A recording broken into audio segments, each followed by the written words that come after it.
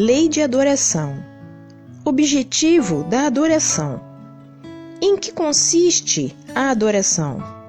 É a elevação do pensamento a Deus. Pela adoração, a alma se aproxima dele. A adoração é o resultado de um sentimento inato ou produto de um ensinamento? Sentimento inato como da divindade. A consciência de sua fraqueza leva o homem a se curvar diante daquele que o pode proteger. Houve povos desprovidos de todo sentimento de adoração? Não, porque não há, jamais houve povos ateus. Todos compreendem que há acima deles um ser supremo. Pode-se considerar a adoração como tendo sua origem na lei natural? Ela está na lei natural, visto que é o resultado de um sentimento inato no homem. Por isso, ela se encontra em todos os povos, ainda que sob formas diferentes. Adoração exterior. A adoração tem necessidade de manifestações exteriores? A verdadeira adoração está no coração. Em todas as vossas ações, imaginai sempre que um Senhor vos observa. A adoração exterior é útil? Sim, se não é uma vã simulação. Ela é sempre útil para dar um bom exemplo, mas aqueles que a fazem apenas por afetação e amor próprio, e nos quais a conduta desmente sua piedade aparente, dão um exemplo antes mau do que bom e fazem mais mal do que pensam. Deus dá preferência àqueles que o adoram de tal ou tal maneira? Deus prefere aqueles que o adoram do fundo do coração, com sinceridade, fazendo o bem e evitando o mal. Aqueles que creem honrá-lo por meio de cerimônias que não os tornam melhores para os seus semelhantes. Todos os homens são irmãos e filhos de Deus. Ele chama para si todos aqueles que seguem suas leis, qualquer que seja a forma sob a qual se exprimem. Aquele que não tem senão a piedade exterior é um hipócrita. Aquele em que a adoração não é senão uma afetação e em contradição com sua conduta, dá um mau exemplo. Aquele que faz profissão de adorar o Cristo e que é orgulhoso, invejoso e ciumento, que é duro e implacável com os outros, ou ambicioso dos bens desse mundo, eu vos digo que a religião está sobre os lábios e não no coração. Deus, que tudo vê, dirá: este que conheceu a verdade é 100 vezes mais culpável do mal que fez do que o ignorante selvagem do deserto, e assim será tratado no dia da justiça. Se um cego ao passar vos derruba, vós o excusais. Se é um homem que vê claramente, vós vos queixais e tendes razão. Não pergunteis, pois, se há uma forma de adoração mais conveniente, porque isso seria perguntar se é mais agradável a Deus ser adorado em um idioma que em outro. Eu vos digo ainda uma vez, os cânticos não chegam a ele, senão pela porta do coração. É repreensível praticar uma religião a qual não se crê no fundo de sua alma, quando se faz isso por respeito humano e não para escandalizar aqueles que pensam de uma outra forma. A intenção, nisso como em muitas outras coisas, é a regra. Aquele que não tem em vista senão respeito às crenças alheias, não faz mal. Ele faz melhor do que aquele que as ridicularizasse, porque faltaria a caridade. Mas aquele que a pratica por interesse e por ambição é desprezível aos olhos de Deus e dos homens. Deus não pode ter por agradáveis aqueles que aparentam se humilhar diante dele apenas para atrair a aprovação dos homens. A adoração coletiva é preferível à adoração individual? Os homens reunidos por uma comunhão de pensamentos e de sentimentos têm mais força para chamarem para si os bons espíritos. Ocorre o mesmo quando eles se reúnem para adorarem a Deus. Não acrediteis, por isso, que a adoração particular seja menos boa, porque cada um pode adorar a Deus pensando nele. Vida contemplativa. Os homens que se abandonam à vida contemplativa, não fazendo nenhum mal e não pensando senão em Deus, têm um mérito aos seus olhos? Não, porque se eles não fazem o mal, não fazem o bem e são inúteis. Aliás, não fazer o bem já é um mal.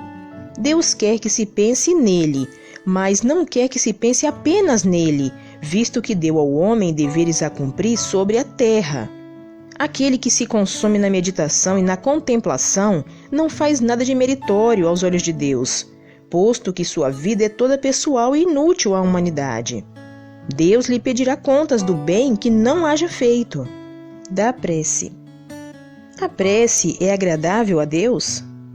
A prece é sempre agradável a Deus quando é ditada pelo coração, porque a intenção é tudo para Ele, e a prece do coração é preferível à que se pode ler, por bela que seja, se a lês mais com os lábios que com o pensamento. A prece é agradável a Deus quando ela é dita com fé, fervor e sinceridade. Mas não creais que ele seja tocado pela prece do homem fútil, orgulhoso e egoísta, a menos que isso seja de sua parte um ato de sincero arrependimento e de verdadeira humildade. Qual é o caráter geral da prece? A prece é um ato de adoração.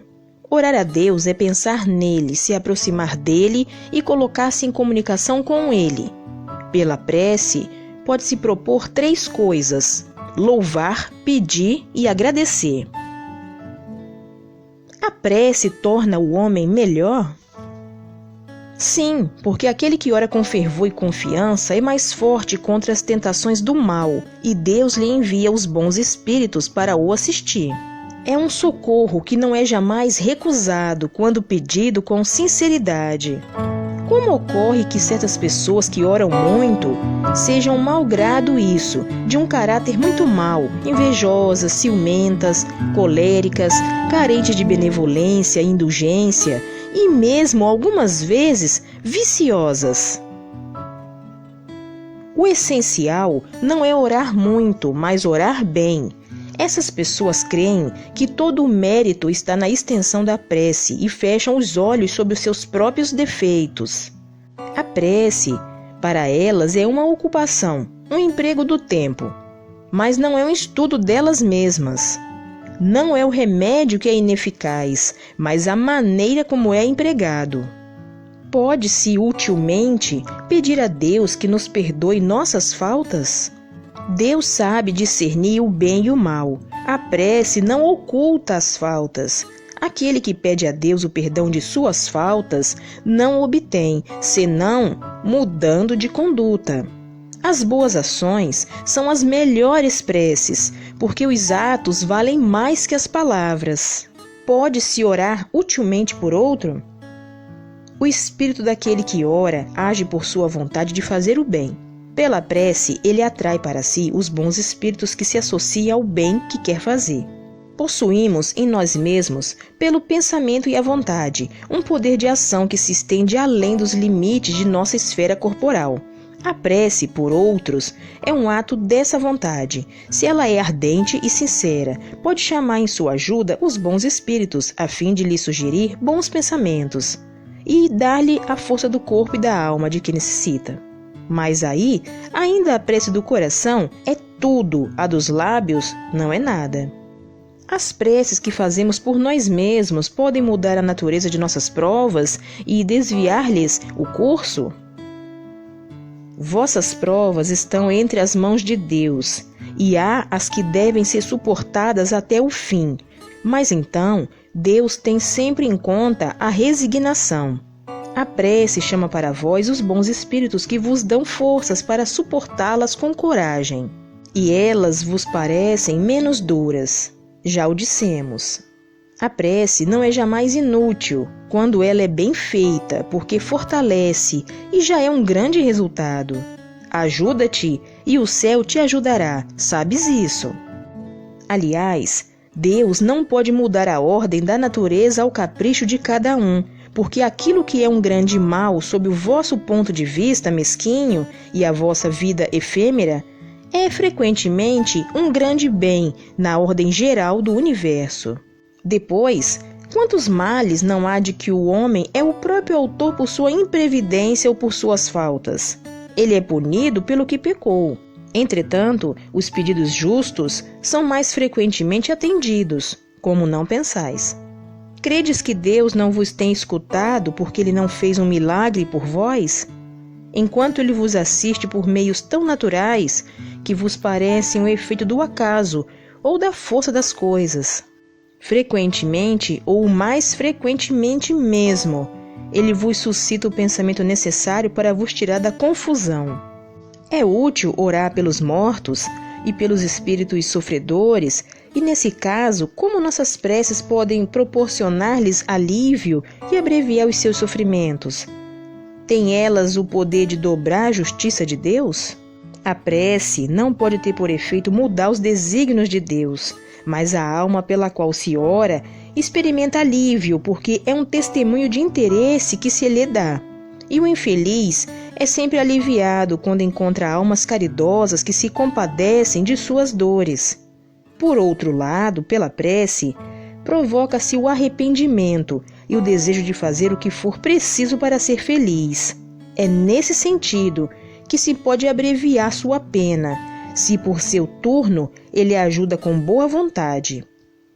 Esse desejo de se melhorar, excitado pela prece, atrai antes de espíritos sofredores, espíritos melhores que vêm esclarecê-lo, consolá-lo e lhe dar a esperança. Jesus orou por todas as ovelhas desgarradas, mostrando-vos com isso que seríeis culpados não o fazendo por aqueles que mais necessitarem. Que pensar da opinião que rejeita a prece pelos mortos em razão de não estar prescrita no Evangelho? O Cristo disse aos homens: amai-vos uns aos outros. Essa recomendação encerra a de empregar todos os meios possíveis de seu testemunho de afeição, sem entrar com isso em nenhum detalhe sobre a maneira de alcançar esse objetivo.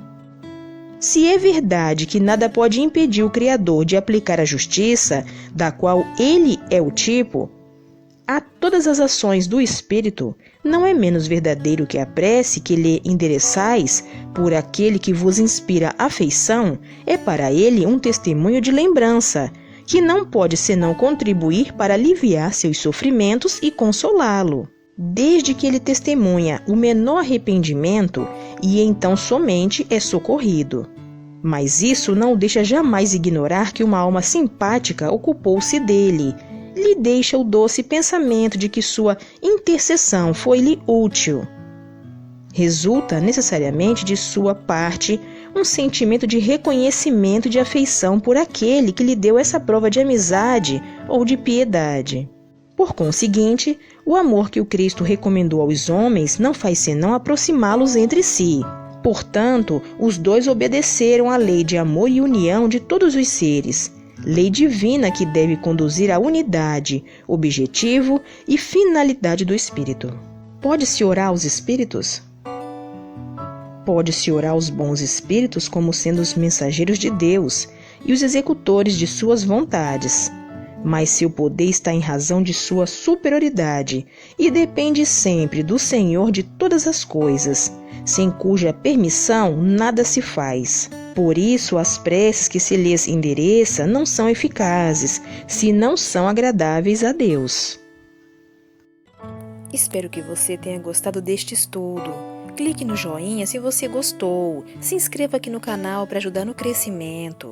Obrigada pela sua companhia. Fique com Deus e até o próximo vídeo.